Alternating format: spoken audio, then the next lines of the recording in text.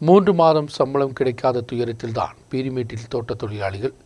செலவு காசு கூட கிடைப்பதில்லை என்ற புகாருடன் பீரிமேடு போப்ஸ் கம்பெனியின் உரிமையில் உள்ள தேயிலை தோட்ட தொழிலாளிகள் தான் துயரத்தை முன்னிறுத்துவர்.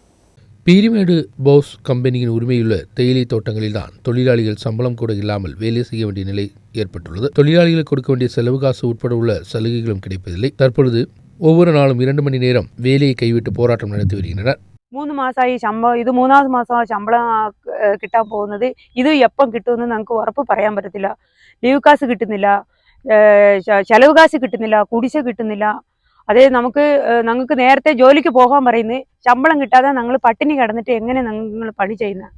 ഇത് ഞങ്ങൾ മക്കളെയും വെച്ചിട്ട് ഞങ്ങൾ ഒത്തിരി ദുരിതത്തിലാണ്. ഞങ്ങൾ പോപ്സ് കമ്പനിയിൽ പാർട്ടിക്കാർ ഒന്ന് ചോദിച്ചാൽ 2 പാർട്ടിക്കാർ പോയി ചോദിക്കുന്നുണ്ട്, ഞങ്ങൾ ചെലവ് കാശ് വേണം, ശമ്പളം വേണമെന്ന് ഞങ്ങൾ പോയി ചോദിക്കുവാണെങ്കിൽ കൃത്യമായിട്ട് സമയം പറയുന്നില്ല.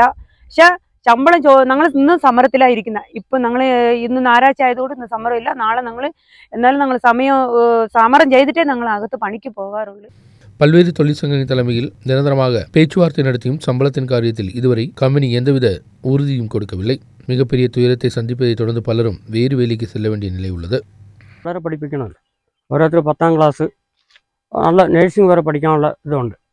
കമ്പനി ജോബാണെങ്കിൽ നമുക്ക് ശമ്പളം ന്യായമായിട്ട് കിട്ടിയാൽ, തുടങ്ങിയപ്പോഴൊക്കെ നല്ല ശമ്പളം ഉണ്ടായിരുന്നു, ന്യായമായിട്ട് ശമ്പളം തരുമായിരുന്നു. ഇപ്പോൾ വരുന്നവർ ഉഴപ്പാണ്, വലിയ ബുദ്ധിമുട്ടാണ്.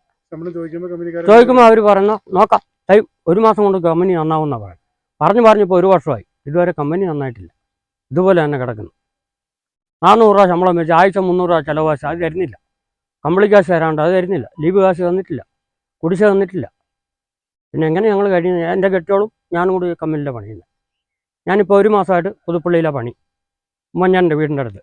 അവിടെ നിന്ന് ഇപ്പോൾ ഒരാഴ്ച ഓട്ടിടാൻ വന്ന വളരെ രക്ഷപ്പെടുത്തണ്ട. എങ്ങനെയും അങ്ങനെ ജീവിച്ചു പോകുന്നത് ഞാൻ. கல்வி நிலையங்கள் திறப்பதை தொடர்ந்து தொழிலாளி குழந்தைகள் கல்வி உட்பட உள்ளவைகள் சம்பளம் கிடைக்காத காரணமாக மிகப்பெரிய துயரத்தை சந்திக்கும் நிலை ஏற்பட்டுள்ளது. சம்பளம் சரியான நேரத்தில் கொடுக்க அரசு உடனடியாக இடைபெற வேண்டும் என்பதுதான் தொழிலாளிகளின் கோரிக்கை. நியூஸ் பீரோ குமுளி.